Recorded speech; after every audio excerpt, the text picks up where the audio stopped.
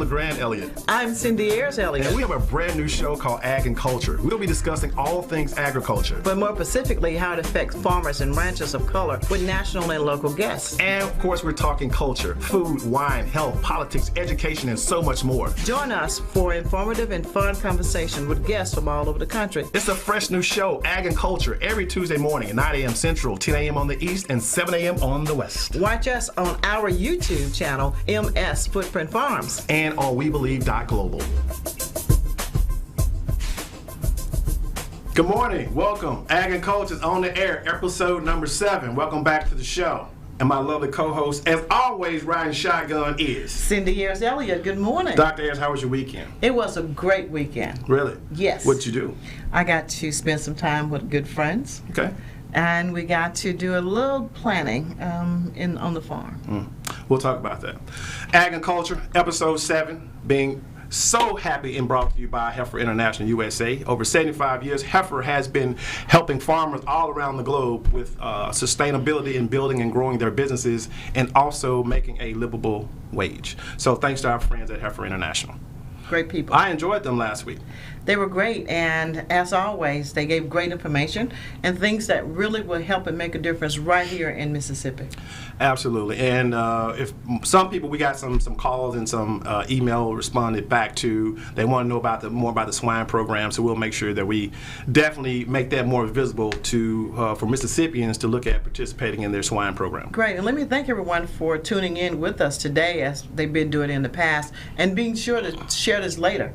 Yep. We're on live now, but you have the opportunity to share. And if you need to go back and see episode 6, you just go back, and I love modern technology. Our show is very interactive. We want to hear from you. Website is footprintfarmsms.com. You can hit us up with your questions, because I know this morning you're going to definitely have some questions, so definitely hit us up at 800-492-5186. Hello to all of our Facebook Live people. Hello out there. Shouts out to my Black Owned Farms Facebook group. They're always super supportive. We appreciate them. But moving right along. Yes. So this morning, well, let's start over. It's Deuce today, right? It's February 22nd of 2022. So it's a 2-2-2 day. That's right. So it's National Play Deuce's Wild Day, right? But having getting that out of the way, we've got our first in-studio guest. Yes, our first of our first season here. And she has been a first in a lot of things, but she's actually our first in-studio guest. Absolutely. I'm very excited. I'm not going to bore you with all of her accolades, but I will say that she is a political activist, human rights activist, and civil rights activist. She is a former Mississippi Appellate Court judge and Hinds County Circuit Court judge, being the first female African American of both of those high distinguished positions. And she is a legislative wizard, I call her. Yes. I love talking strategies and legislation with her. But without further ado, I want to bring on Miss Ermea E.J. Russell of the Russell Group. Yay. Good morning, Judge.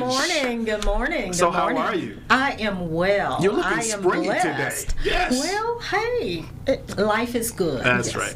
So just, we're going to dive into it because obviously we have an hour, but we want to make sure we're good stewards of this hour. We'll give some really good information. So our show today, we're going to talk about just Mississippi and our legislative agenda for Mississippi. So with that, Judge Russell, just kind of going back, we're still in our Mississippi legislative session now. Obviously, Senate Bill 2095 is the big deal, but there's so many other bills that are still alive that may have a lot of significance if they're passed. You want to just kind of speak on some of those that you find very fascinating and still alive in the legislature? Well, yeah, and of course, for those people who don't necessarily follow the legislature, they come in the first Tuesday of each year. This year is the third session in a 4-year term, so that means you're going to have elections next year, so you need to be seeing what your legislators are doing when they're in Jackson. Absolutely. So on January 4th of 2022, the legislature came to town, and they are now in their 8th week of work. Okay. And they are driven by deadlines. Sure. So the first thing they did when they got to town, in that first week, January 4th on that Thursday, they passed a reapportionment bill, which is not what most people would like to hear about. Well, what's reapportionment, though? What is that? The reapportionment is every 10 years when we have our census, the year after the census, the legislature comes to town, and of course they redraw the lines. Now, this year when they passed that reapportionment bill, and like I said, it was the very first piece of legislation that they passed. Very first thing on that Thursday. They came on Tuesday, they passed that on Thursday, which means that there had been a lot of work going on across the summer and that kind of thing. Sure. But it's critical that people look at it because it affected the only black congressional member that we have. That's Congressman Benny Thompson. Second congressional district. The second congressional district. And they added several counties. It's already a big district with 22, 23 counties. But they added Adams County, Amite, Franklin, and Wilkinson in the southwest portion of it. Oh, the state, sure. So now it's very long. Right. From the top to the bottom. From the top to the From bottom. the Mississippi Delta at a diagonal line straight down So south. it's starting in Tunica. It goes all the way down to Wilkinson. Wow. Wilkinson. So Adams down to Natchez. That is a long way. So what was the whole fight about? Well, I won't say fight, but I guess parity was, and I agree with the congressman, was I should have all of Hinds County. Why is that even up for discussion when we're talking about congressional districts? Well, it's up for discussion because there are certain neighborhoods in Hinds County that are not majority black. Even though the city of Jackson is, there are certain pockets in Hinds County that they need in the 3rd congressional district. Why? I mean, when you say need, and I'm not trying to put you. I mean, when you say need, to keep it majority white. I mean, that's the bottom line of it. Now, you may get some other reasons, but that's it is what it up, is. I mean, that's more line. supporters that are usually going to vote red and not blue. Right. Got it. So now the district then is already was, like you said, so wide to begin with, or in geographical. So now it's over 300 miles. Understand one way from top to bottom. From top to bottom. Wow. So if you travel in the bottom as a congressman, you know, and you like to visit the people in your district, it's very difficult to go from the bottom to the top in the same day and have any effectiveness. So a lot of surrogates on a campaign trail this year for sure. Well, let's hope so. Yeah. Let's hope so. I'm not sure who all may have qualified in that race yet. Right. So is that done as far as legislatively? Has it been drawn, or is it? Yes. So but it hasn't been approved. Has Does not go to the Justice Department? Does it go anywhere else? This is it. Apparently, you forgot back when a couple of years ago they said that states such as Mississippi that had a history of discrimination didn't have to send it to justice for approval. Yeah. Oh wow. And that in certain areas, there was a court case, I believe in North Carolina maybe, where they said certain gerrymandering, if it's not based on race, and of course what would be, it would be politics, is okay. Yeah. Politics and economic division. It's okay. Yeah. But that is going to be critical, the way that's drawn, because that same census, and that's why it's so important for people to complete that census when it comes, because this will trickle down. And of course, the legislative races will be redrawn based on that. It's going to affect city, county, anywhere you've got an elected official. Basically, it's going to impact that. But that was the first thing they did, and they did that because they know they have to go ahead and redraw certain lines. The congressional races was the most important right now because, of course, they're on the ballot in November. November 2022. Yes, every 2 years. Yeah. So, but I'm saying people need to be getting ready for that, and some of the other things we're talking about election-wise for 2022. Yes. Cool. Goodness. So, what other? I see that one. Obviously, that's a big one. That does affect from our representation in Congress. Obviously, from just another state, local level, what other bills that are still alive that you think would have bearings on people of color? Well, equal pay, of course, that's more of a female thing, but disproportionately Very affects important. African Americans. That legislation is still alive. Okay. And we will know between now and next week, because there's another deadline coming up, whether that's going to pass. Right. Or And not. just explain a little bit when you say that, exactly what is this bill kind of being designed to actually accomplish? Well, it will allow a female who is not being paid the same wage based on experience and Sure. as a male counterpart Yeah. to be able to file suit in state court and bypass the federal system. Gotcha. Of course, Mississippi is one of very, very few states that does not have some kind of a state agency that monitors and enforces civil rights violations, employment violations. Gotcha. The only state that doesn't have an Equal Pay Act, okay. but at least this will give females a state resolution if they feel that they have been discriminated against. Because women make like 70%. Yes. Yes. For every dollar, For every we dollar, make you about make 70 70 cents on 70 that dollar. cents. And African American women make about 60. 60%. So that's even though you're doing usually Same work. or sometimes More more work. Actually, usually it's more work and more dedication Exactly. And less pay. and less pay. Yes. And this is women in general, but overall, but especially black women of Right, color. because we make even less than the white women. Yeah. Yeah. But this year, I think it got some traction because Attorney General Lynn Fitch did get behind it this year Okay. as a push for the abortion ban that they are hoping that not Congress but the Supreme Court will keep in place, saying that this will allow women to earn more money so they can better take care of an unwanted child. Right. So Here we that's go, Lynn. yeah. I mean, obviously, there's always angles. So with this legislation, you mentioned that there's no watchdog agency or anything making sure that this is just. I mean, just like we have the Mississippi Workers' Comp Commission, we don't have a commission set up to regulate and make sure that it's equal. So is any of that in the language of this legislation to have? No. About the only course way not. you go is if Of you course figure not. it out, then you can file a lawsuit Oh, wow. and take your chances that way. And so if, Unlike an EEOC, Equal Right. Employment Well, Opportunity Commission, sure. where you can take your complaint and they will do an investigation Yeah. and make a determination as to whether they see discrimination or not. We don't have an agency like that will be monitored or managed by the state. There have been, over the years, bills introduced to establish one of those, but the reason is it's just going to cost too much money. of course, it's always we You did find say the money Mississippi. that we want to get with and do, and you're like, what are you doing? And you don't have the money for that, and obviously they find it. But so if this passes, then this goes into effect July 1, correct? Most probably. That's probably. when most bills Will go go into effect. yeah. But they can have a different date if the legislature so But it chooses. has to pass and then be signed by Well, the governor. Sort of, kind of. It has to pass and then be signed. But of course, if the governor doesn't sign it, it goes into effect after 5 days.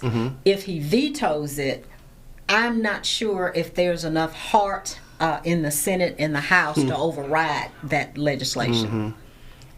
Got it. Hey, That's why women need to run for office as well. Absolutely. that's right. Hey, Good we want your women. calls this morning. We're here with Ermea E.J. Russell, the Russell Group, 800-492-5186.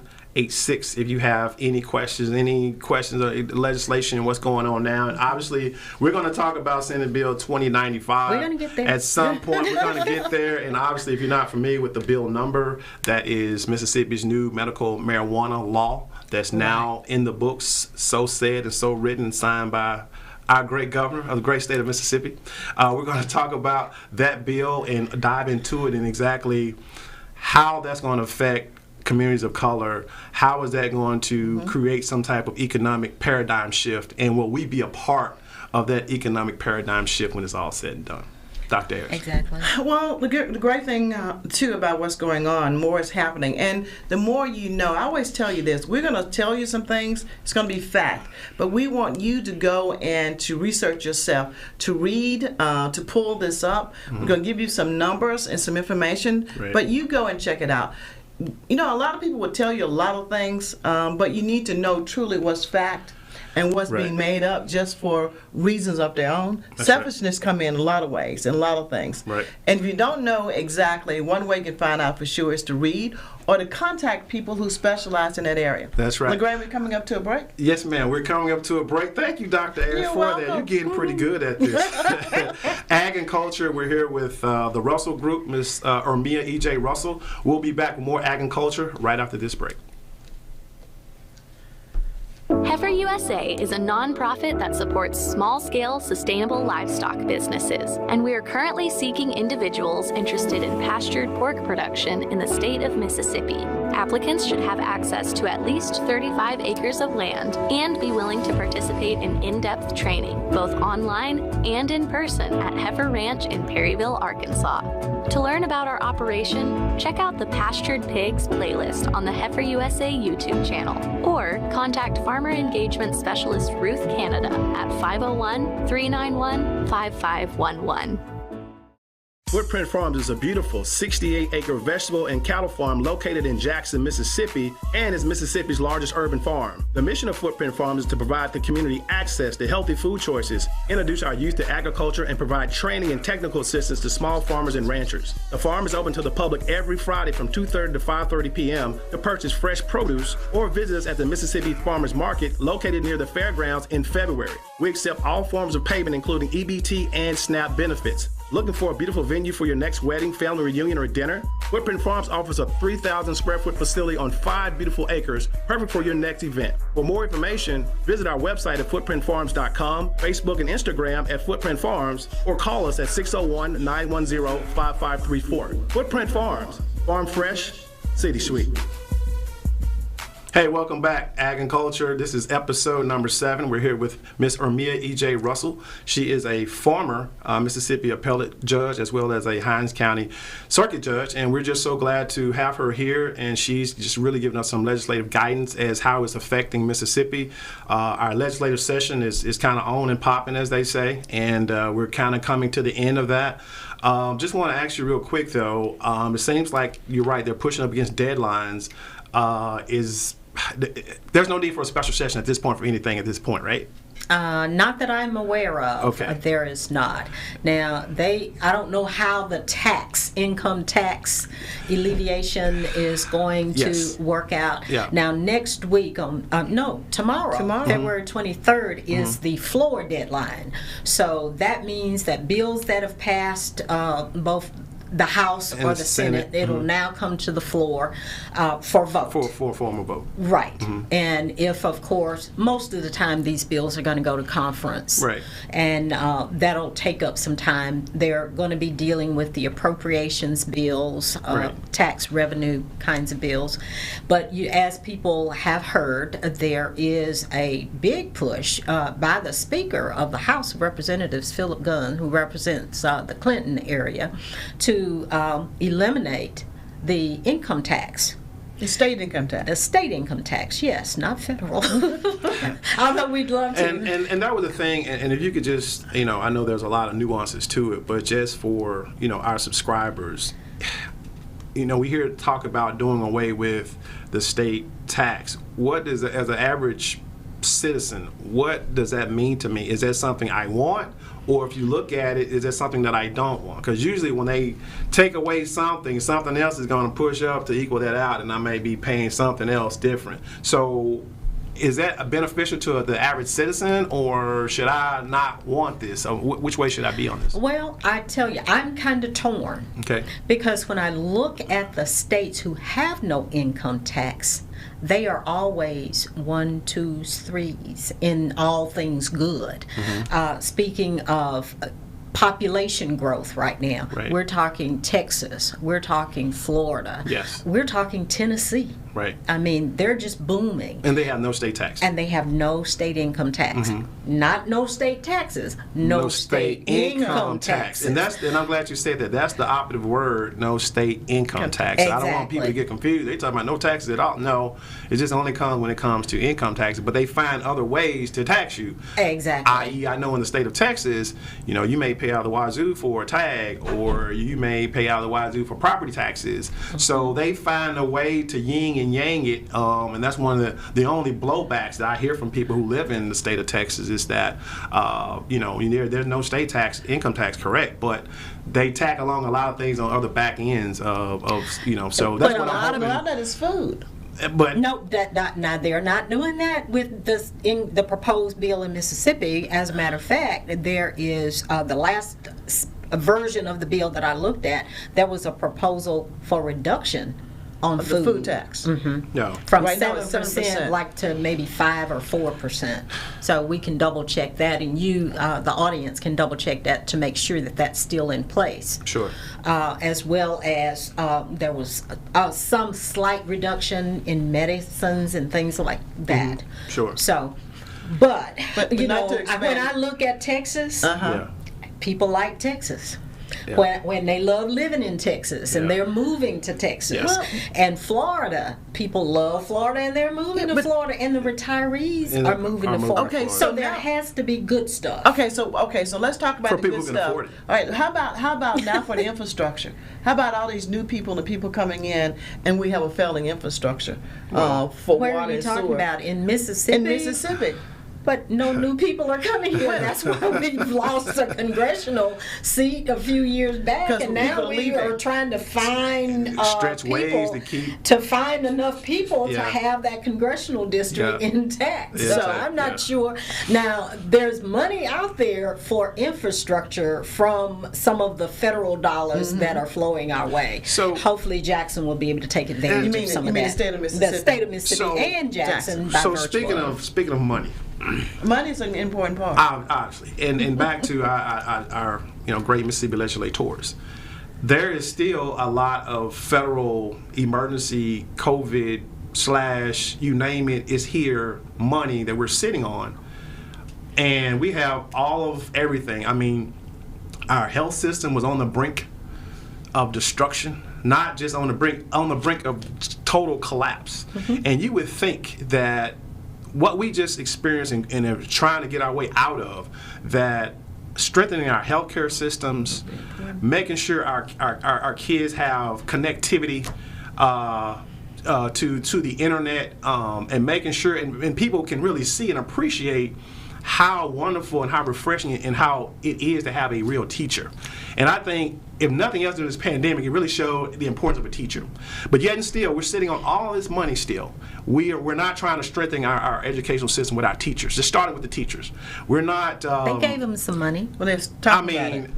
okay, Judge, you put it out there. I wasn't going to say that. I wasn't going to say that. Well, let's just put it out there. What did they give them? I think it was $4,500 over 2 years or something. So this Over 2 $45. years. But that was this year. Now they gave them some money last year. How much was that, They Judge? still I last, don't but they still remember last last year. I really don't. Exactly. It was so insignificant that, okay. And we still are the last in the We're always the country last. about what we pay our teachers and what we pay our people in general, but especially our educators. Especially our educators, our crumbling infrastructure, our crumbling, medical infrastructure. All those things were tested and taken to the brink, and we're sitting on all of this cash, and we're just, everybody wants to be the tallest man at the trough with this money.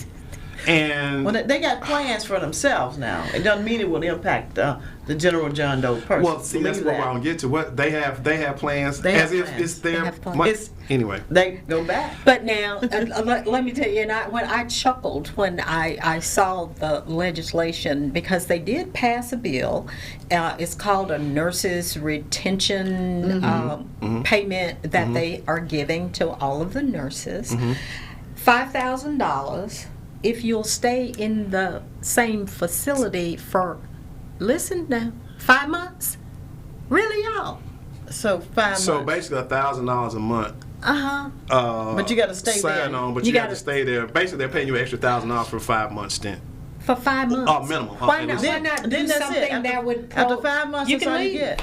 You can leave. Yeah. And so that 5,000 then is no longer just 5,000. Well, Yes. That's it, one Yes. time. You get people Yes. to stay if you forgive some of this tuition debt. Yeah. To me, Wipe out those some of programs that. make sense for people to do.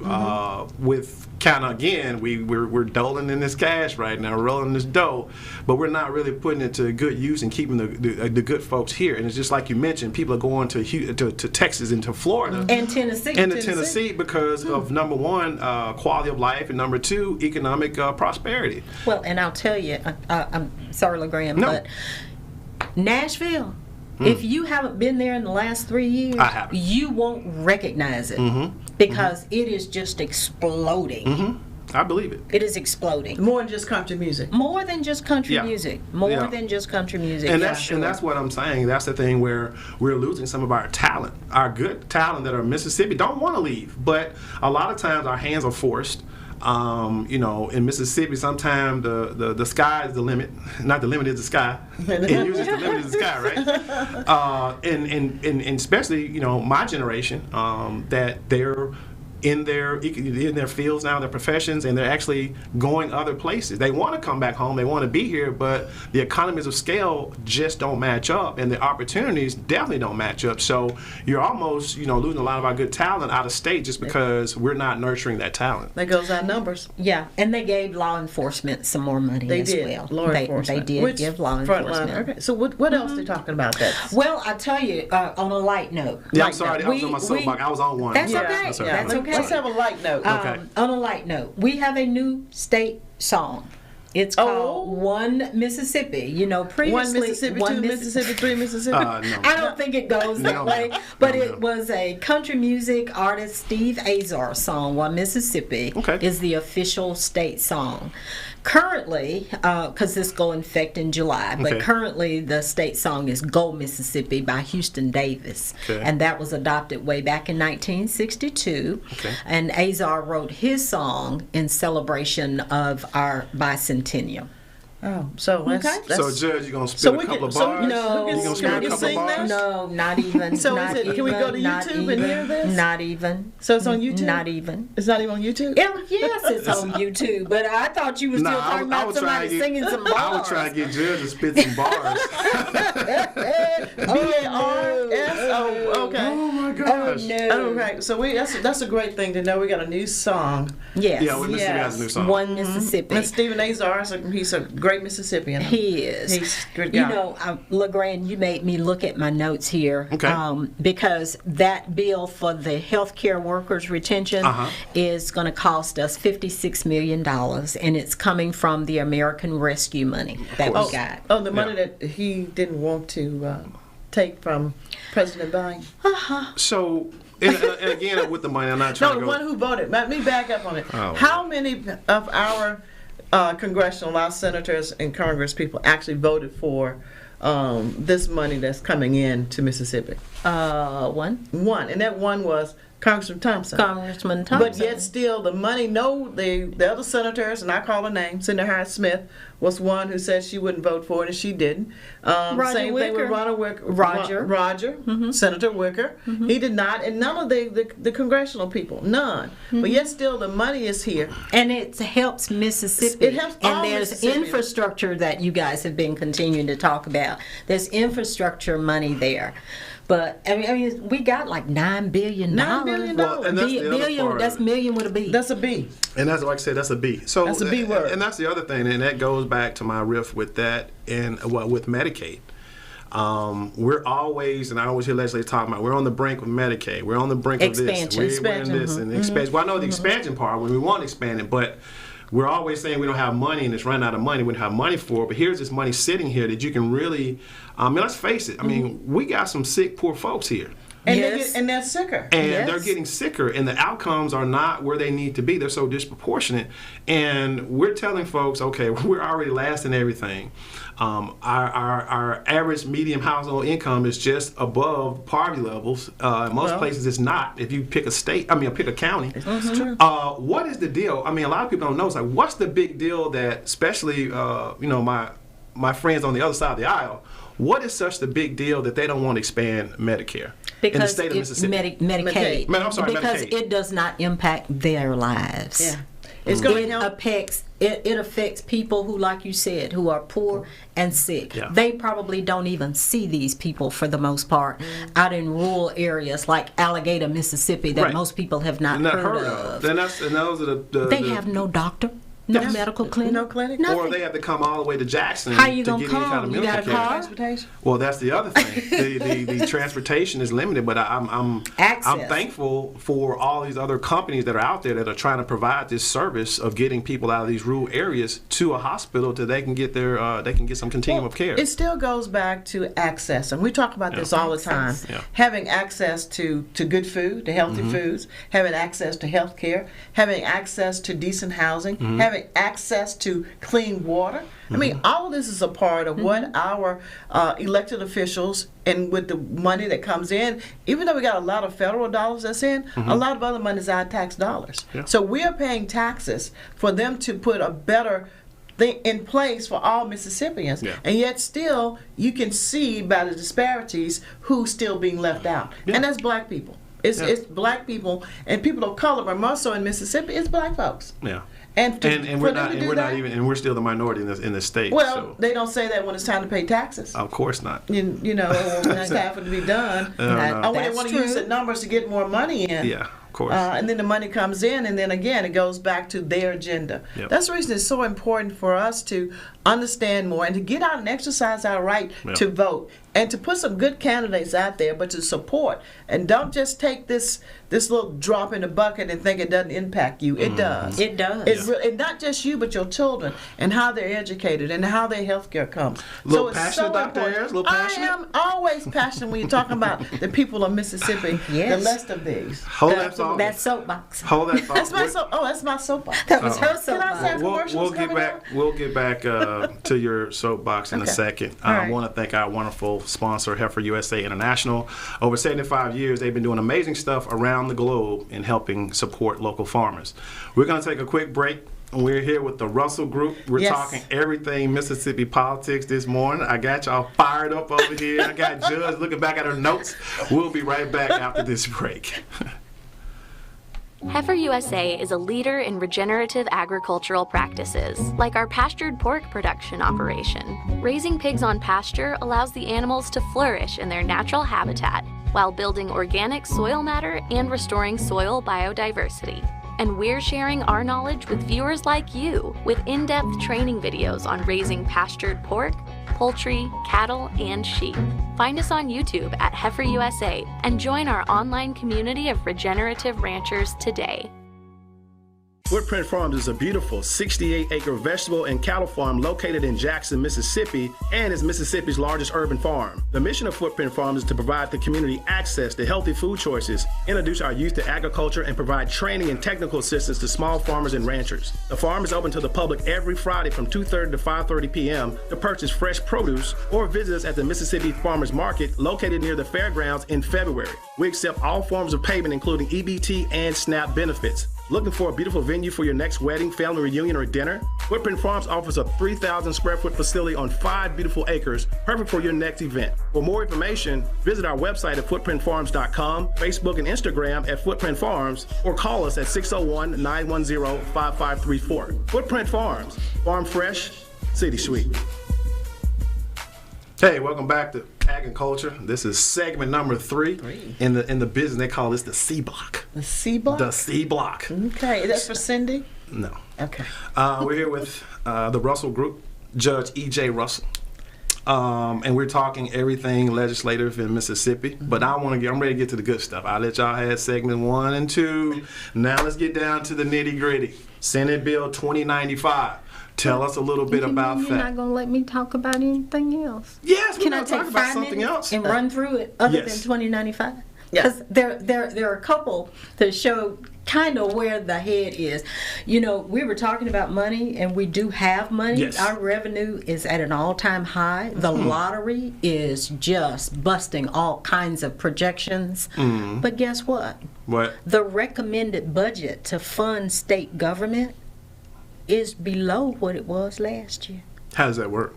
To fund state government To overall? how you do fund that? state government overall, it's I believe $6.6 billion versus Our annual, like over annual fiscal budget. Okay. Okay. Yeah, it's significantly lower. Now, but you're going to make me go through this pretty quickly.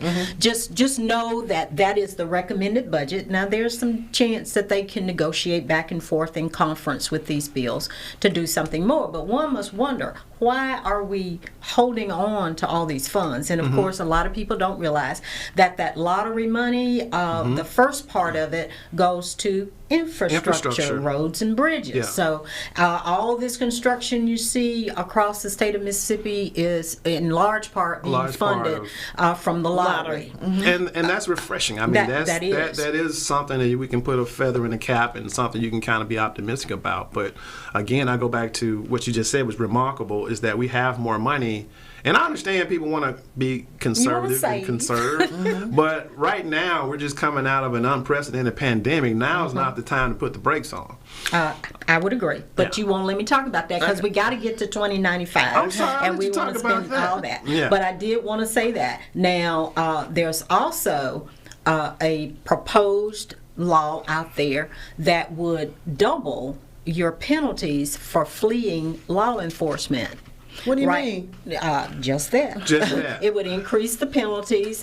Right now, you can receive up to 5 years in prison. If this bill passes, it would increase that time to 10 years in prison. That's for fleeing law enforcement. So running from the police officer. Running for the won't stop for a ticket. Or you do stop and you do yield and then you take back off. That's fleeing. That's fleeing Or you don't from law stop, or we enforcement. get into this whole chasing you from Jackson to Rankin and Rankin to Jackson. Then If I'm convicted, now I can get up to 10 years. You'll be looking at 10 years. Again, another way to make sure that they're keeping the brakes on where people of color can go and do in this state. I mean, another way to keep you in prison, which means you also will lose your right possibly to vote. But Well, you no, are it's over a year. It's over a year. It's a Yes, felony. a felony. You're going to lose it. So lose 10 years of your freedom. And your life, your family. Over a warrant. Yeah. For speeding And because even. Well, I'm you just ran. saying, I mean, Any you number of usually things. flee because you got something going on. Another tool to put in your toolbox to make sure that we keep you people and that's in control. Fine. I mean, that's going to be par for the course. But to me, it comes on us. What do we do to change that? I mean, we can't. I get that. I mean, sometimes electing people is not going to get us where we need to be. Sometimes we've got to take inventory of where we are. Of course, it's going to be stacked. We know that. Everybody knows it's stacked. But what are we? Especially in Mississippi. But what are we doing to counteract that? I look around this beautiful city. I just see so many, everything from retail deserts to food deserts to just quality of life deserts. You name it, we can name. We got a desert for you here. We got a desert in Hinds And County we have in to particular. start somewhere and not worry about this legislature or how they're going to vote on this. We need to start voting on ourselves. You mean we the people actually have a voice? We do have We a do. voice. And we don't exercise we have that a voice? mighty roar. We just don't let it roar. Well, We just Exactly. don't. all right. But next we have enhanced penalties if you deliver a controlled substance to someone and it results in their death. This is really trying to get a handle on folk lacing illegal drugs, mostly Lacing with fentanyl. and then the whole with opioid fentanyl. crisis as well. Yeah. Well, but people are lacing stuff with fentanyl, Yeah. and that's what it's designed to do. Yeah. But that you would be charged with first-degree murder if I gave you something laced with fentanyl or gave you fentanyl. So and is this bill? resulted So in this your is still death. alive? This is still very much alive, and the bill passed the House. I don't have this because the Senate hasn't taken it up yet. Okay. But it passed 102 to 7. Okay, so Okay. there was great support. Yeah. There's also a bill, if passed, that will elevate your attacking an umpire or a referee in a game to aggravated assault versus now is simple assault. You know what? I'm just saying. No. But it's. I've seen a lot of World Star videos, YouTube videos, and just whatever videos of grown people getting so involved in a pee-wee game that the parents are fighting, the coaches are fighting. I believe just last night I was watching the University of Michigan basketball. Juwan Howard, who's the head coach, gets suspended for the remainder of the season because he hit one of the coaches towards the end of the game. So it's like we're sending these false numbers to our children, is that, do as I say, not as I do. But it's the fact that we have to put a law on the books so that all my daddy ballers out there can refrain from living vicariously through their kids, and they want them to be this professional athlete and just let these kids play. It's just unfortunate that we have to have a bill on the books to do that. But anyway, Judge, I digress. All right. So now I'm where you want me to be. I'm ready to talk about medical marijuana. This is one of your main topics. This is one of my main topics. Oh, but one last thing. There's a but. Because I forgot to tell you about the fact, at your liquor stores, you get your liquor from the state alcohol beverage control. Well, they are moving that away from the state to private business. So business opportunity for people who want to be distributors, because there's legislation that is being considered. See, Judge, that's why it's important. I heard one news story on that. That was it. We might think about it. That's it. No. Is it done? Has they passed it? It has not passed as of right now, but there is strong support for it in the Senate. Yeah. So there's opportunities then for actually being a distributor in the state. There's new opportunities that we need to be looking at. They're moving it to private. So we need to be looking at that too. If it passed, what will it entail? How much bonding you have to do? What's your capacity? Right. Where do you have to put it? What, your warehouse storage and who knows? Security. The state might be willing to, because they had to purchase that building out in Madison. Who's to say that they wouldn't, sell that building as well if they're getting out of the alcohol, the liquor industry altogether. Which they should be. Which they should have gotten out a long time ago because the pricing is just not competitive. We might be able to get some new wines and some new things in now. Well, and it was in part, they talked about it just on the periphery for a little while. Yeah. But during COVID, when everybody wanted to drink, but the state employees were not at work because of COVID. And so ABC wasn't moving at all. Right, and the liquor stores were suffering, and their clients were suffering. And they couldn't go to any outside source to bring it in. You had to go through the state. So that's where I think it's a good thing. You can't mail order. But that does not mean we can start that still again, LeGrand. No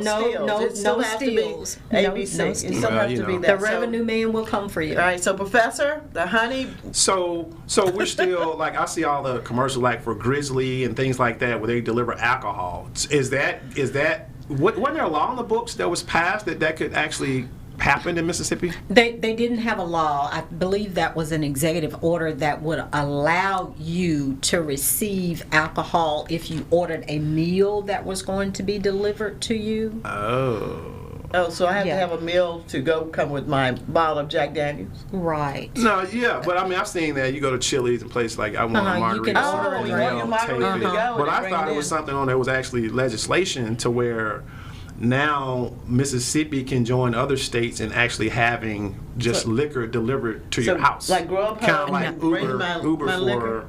No. Judge is in fact going, no.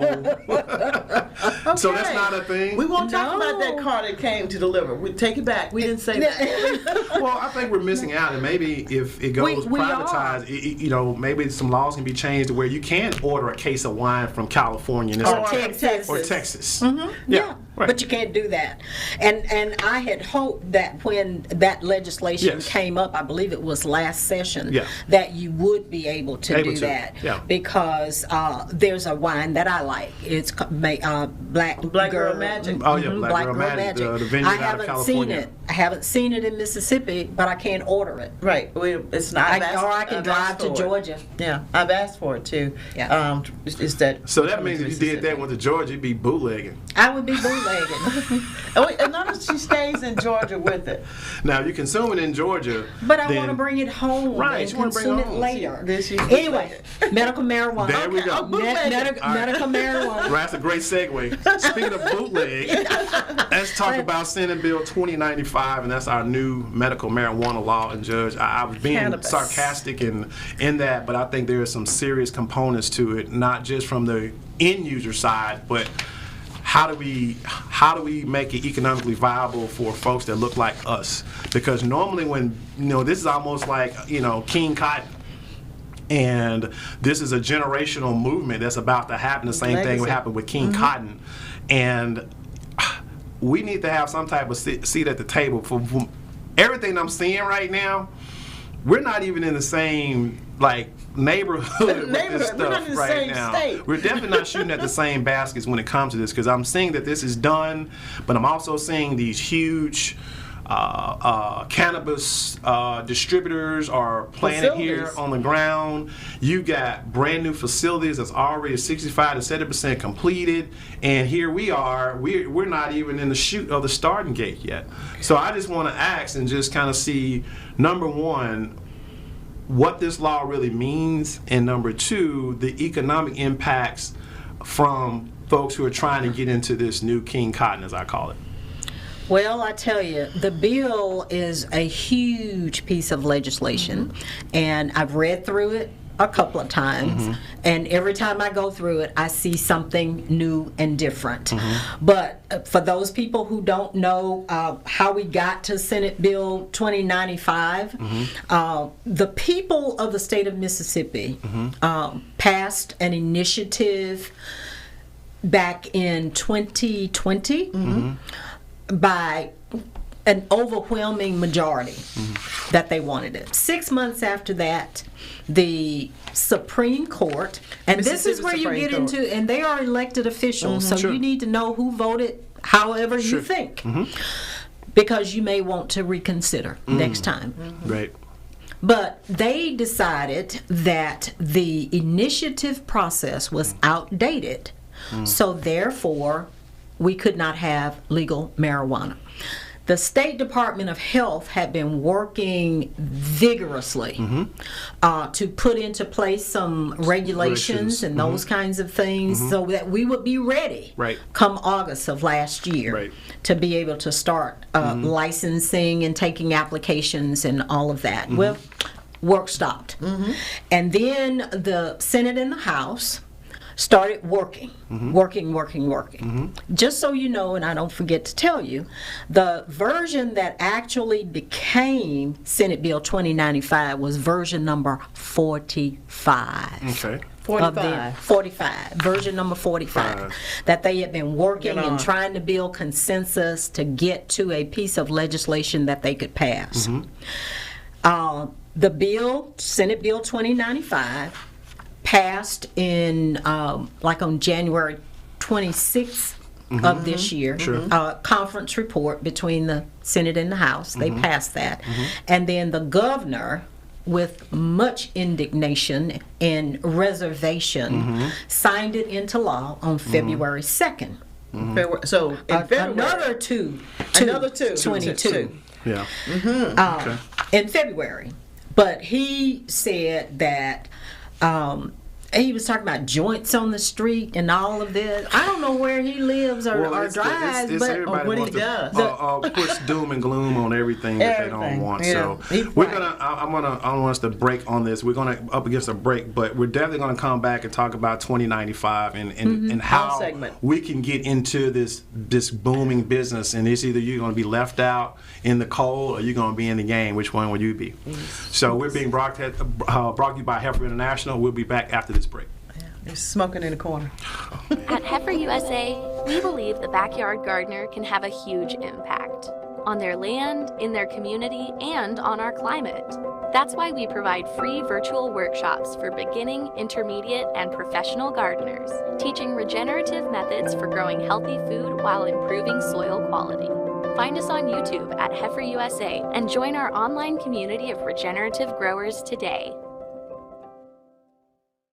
Footprint Farms is a beautiful 68-acre vegetable and cattle farm located in Jackson, Mississippi, and is Mississippi's largest urban farm. The mission of Footprint Farms is to provide the community access to healthy food choices, introduce our youth to agriculture, and provide training and technical assistance to small farmers and ranchers. The farm is open to the public every Friday from 2:30 to 5:30 p.m. to purchase fresh produce or visit us at the Mississippi Farmers Market located near the fairgrounds in February. We accept all forms of payment, including EBT and SNAP benefits. Looking for a beautiful venue for your next wedding, family reunion, or dinner? Footprint Farms offers a 3,000 square foot facility on 5 beautiful acres, perfect for your next event. For more information, visit our website at footprintfarms.com, Facebook and Instagram at Footprint Farms, or call us at 601-910-5534. Footprint Farms, farm fresh, city sweet. Hey, welcome back to Ag and Culture. We're here with Miss Ermea. I see I got it right. E.J. Russell of the Russell Group, and we've just been kind of slamming through this Mississippi legislation. So I'm going to be quiet and let her run through. Which is new for him. I am the host. 2095, and kind of where it is, what it means, and then we'll just kind of go after that. All right, sounds good. Now, let's talk about 2095, and I'm going to run through a lot of things, and we'll come back and take some questions. Sure. Just so that you know how to qualify for the program. To qualify, patients must have at least one qualifying medical condition, and there are 24 of those things that include cancer, Parkinson's, Huntington's, muscular dystrophy, glaucoma, spastic quadriplegia, HIV/AIDS, hepatitis, and I'm not going to go through all of them. Sure. But a chronic medical condition or its treatment that produces either cachexia, and I don't know what that means, or wasting, severe nausea, can be considered a pain state in which the cause of the pain cannot be removed. So talk to your medical professional and see if you can receive a written certification which will be issued by a healthcare practitioner with whom they have a bona fide relationship. Key phrase. Bona fide. So there's no doctor shopping. No doctor shopping. If you hadn't been to the doctor in 20 years, even though you are sick with one of these chronic illnesses, you may not be able to get your certification. Okay. But now, and the patient must also apply to the health department for a registration card. $25.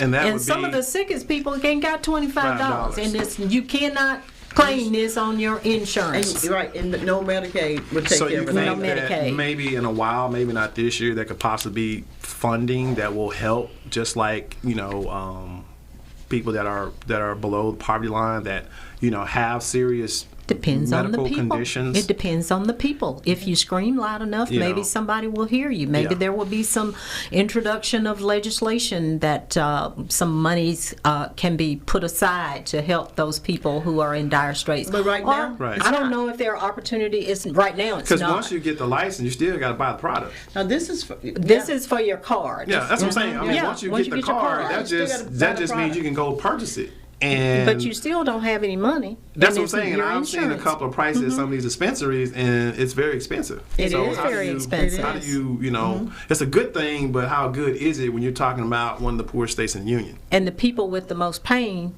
probably can't afford it over the long term. So it's somewhat suppressive, but we'll even get to some more things. Now, that ID card expires after 1 year. Okay. Unless a practitioner says that it will expire earlier. Okay. Patients between 18 and 23 must have written certification from 2 different practitioners from separate medical practices to qualify. So you have to get a second opinion. You got to get a second opinion. If you are between 18 and 23, they just don't want you trying to come get some marijuana. Okay? Okay. Now, so that's two deductibles. Yes. Mississippi, in part, half our people may not be covered by, Yeah. Anyway, Mississippi's licensed physicians, certified nurse practitioners, physician assistants, and optometrists, not an ophthalmologist, but an optometrist, can sign your written certification for conditions within their scope of practice for medical cannabis if they believe the patient would likely receive medical or palliative benefit from medical cannabis, have performed an in-person assessment of the patient. That's your deductible. That's your deductible. and perform a follow-up within 6 months to evaluate the effectiveness, and have completed 8 hours of continuing medical education courses on medical cannabis, plus 5 hours every year thereafter. That's the doctor. That's the doctor. That's the doctor. He's got to do 8 hours. The eye doctor. Of Your eyeglass man. Okay. So that's funny. Is that okay? The Mississippi Board of Pharmacy is not making people do this for scheduled drugs and narcotics, but for and opioids. They're not even doing that, and that's the real powerful stuff that we're talking about, and people doctor shopping. But now you got to jump through all this hoop just for cannabis. Nice. Yeah. I'm just making a parallelization. That's all. Oh, yeah. And only MDs and DOs may sign written certification for minors. It appears the certifying practitioner must also diagnose the patient with the qualifying condition. And written certifications must be issued on forms approved by the Department of Health. So I'm sure they are working on those forms and coming back. Yeah. Now, possession and purchase limits. This was a big sticker with our government. I'm sure. And law enforcement. I'm sure. Yeah. Now, Initiative 65 said you could have 5 ounces per month. Wow. Okay. No, grams. I'm sorry. 5 grams. Jesus. Grams. Ooh, 5 grams. It's like you trafficking. And the legislature came out first with 4 grams, I believe. And they finally agreed on 3.5 grams of flour. And I'm not going to get into all of the technical things, but apparently it's enough. So, Judge, patients may not purchase more than 6 medical cannabis equivalent units in a week. Go ahead. So, just putting your legal hat on. So, if I go to the cannabis store and I got my cannabis for the month and I get pulled over, what? Then you should be able to show your card, I would think, and they won't take your cannabis and they won't take you to jail. Yeah, and I'm talking But about, now you I'm can't talking be about under the amounts. influence. That's what I'm saying. That's kind of what I want you to get to. You can't be on the influence, and you can Not only driving. have a certain amount at any given time. Obviously, presenting that card too. Right. Oh yeah. Yeah. So you need to have your card. Don't say you left it at home. Keep it on your person. Keep it on your phone And or your phone something. it Yes. doesn't matter. You got to have the physical. It's got to be a physical card. A lot of us gonna be in trouble because Yeah.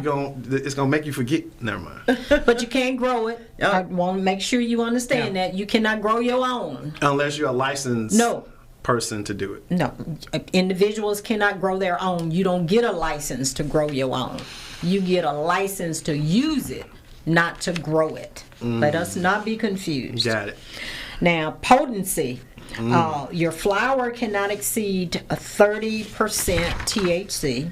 Your tinctures, oils, and concentrates may not exceed 60%. So my gummies. So the oils and stuff 60%? like that are more potent than the flour itself. Right. The flour can only be 30, but your oils and other things Your can have tinctures more can- of Tinctures, a... which go in your tongue. Gotcha. That could Yeah. be more, okay. And that would probably fall into the concentrates area, yeah. Dr. Ayers. Definitely. Patients cannot smoke or vape cannabis in a motor vehicle or in public. So you can't go to the park and hang out with your boys. Okay? You need to treat yourself at home, At home. or somewhere in the garage. Like that. At home. I mean, that's fair. I mean, you shouldn't be, yeah. I mean, Okay. the law, but I know people gonna do, but yeah, keep going. Now, you can go to war, but if you're a patient under 21, you cannot enter a dispensary without your parent or guardian. Okay. Okay? And you also cannot drive or operate a boat, so you can't be out on the reservoir So running you up and can't take a toke on the boat? No. A train or aircraft or undertake any task that would be negligent or entail professional malpractice while under the influence. Yeah. Now, the bill does not require insurance or state plans to cover medical cannabis. We were talking about that. Yeah. And it does not require any employer to allow patients to use medical cannabis or prevent them from requiring drug testing.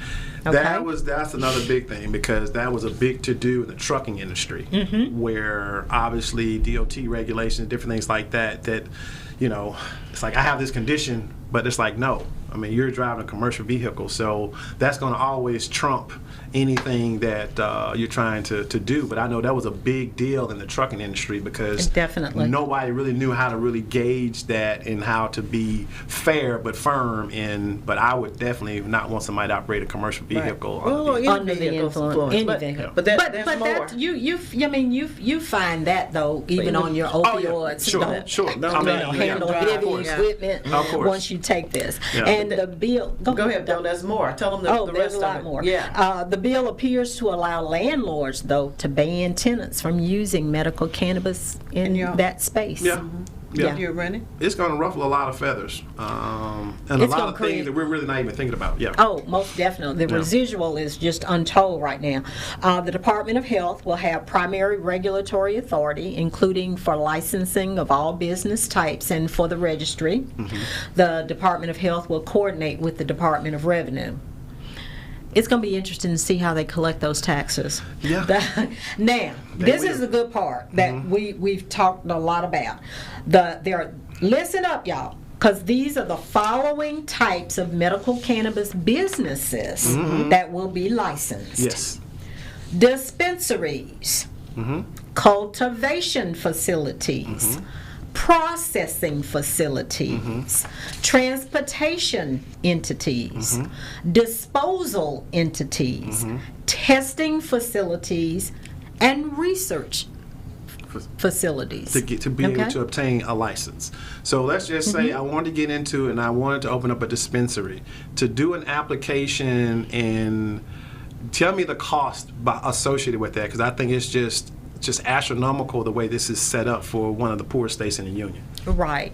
Dr. Ayers has spent more time on the dollars than I have, but I believe it's like $15,000 for the lowest level of dispensary. Is that right? Right. For the application, non-refundable. So if I put out $15,000, it's not a shoe-in guarantee that I'm gonna get a license. And when I get that letter saying we're sorry to inform you, that's just $15,000 going down the tubes. You just burned it, and then after your application is prayerfully approved, now you got to come up with your license fee. So how much is that? About $25,000, I believe, at the lowest level. Annually. It's $25,000 to maintain the license. Yes. No, to get it. No, I'm saying to get it, but I'm saying to maintain it is $25,000 after that. Each year. So if it all goes to plan, I'm in at about 50, almost 50 large. Well, you had 45. Well, you had 40 just for the application in That's just the application. I mean,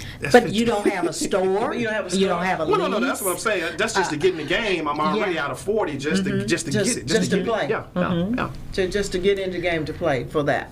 But the good capitalistic thing is there are no cap on these business licenses, so you're going to have to figure out how to be number one in the game if you can get that license. And this is like legacy transferable. So if I get a license, I can pass this on to my heirs, right? I didn't read anything about that now. No, I thought it was somewhat transferable that you could, as long as you maintain it. So if you have a legacy, you need to put them in your app. Okay. It can be LeGrand and Christian. Okay. Got it. Okay. Got it. That way you don't have that problem. Now, somebody may come back 10 and seconds, Judge. say that it's transferable. Now, one thing people need to be watchful of is that local control, they can, your government, your city or your county can decide that they don't want it. After that, then you can get your petition and have it on the ballot. We got to have more time. We're already out of time. She's going to come back. There's so much to unpack. Ag and Culture, we'll see you for episode 8. Bye. Bye. I'm LeGrand Elliott. I'm Cindy Ayers Elliott. And we have a brand new show called Ag and Culture. We'll be discussing all things agriculture. But more specifically, how it affects farmers and ranchers of color, our national and local guests. And of course, we're talking culture, food, wine, health, politics, education, and so much more. Join us for informative and fun conversation with guests from all over the country. It's a fresh new show, Ag and Culture, every Tuesday morning at 9 a.m. Central, 10 a.m. on the East, and 7 a.m. on the West. Watch us on our YouTube channel, MS Footprint Farms. And on WeBelieve.global. Footprint Farms is a beautiful 68-acre vegetable and cattle farm located in Jackson, Mississippi, and is Mississippi's largest urban farm. The mission of Footprint Farms is to provide the community access to healthy food choices, introduce our youth to agriculture, and provide training and technical assistance to small farmers and ranchers. The farm is open to the public every Friday from 2:30 to 5:30 p.m. to purchase fresh produce or visit us at the Mississippi Farmers Market located near the fairgrounds in February. We accept all forms of payment, including EBT and SNAP benefits. Looking for a beautiful venue for your next wedding, family reunion, or dinner? Footprint Farms offers a 3,000 square foot facility on 5 beautiful acres, perfect for your next event. For more information, visit our website at footprintfarms.com, Facebook and Instagram at Footprint Farms, or call us at 601-910-5534. Footprint Farms, farm fresh, city sweet. Heifer USA is a nonprofit that supports small-scale, sustainable livestock businesses, and we are currently seeking individuals interested in pastured pork production in the state of Mississippi. Applicants should have access to at least 35 acres of land and be willing to participate in in-depth training, both online and in person at Heifer Ranch in Perryville, Arkansas. To learn about our operation, check out the Pastured Pigs playlist on the Heifer USA YouTube channel, or contact Farmer Engagement Specialist Ruth Canada at 501-3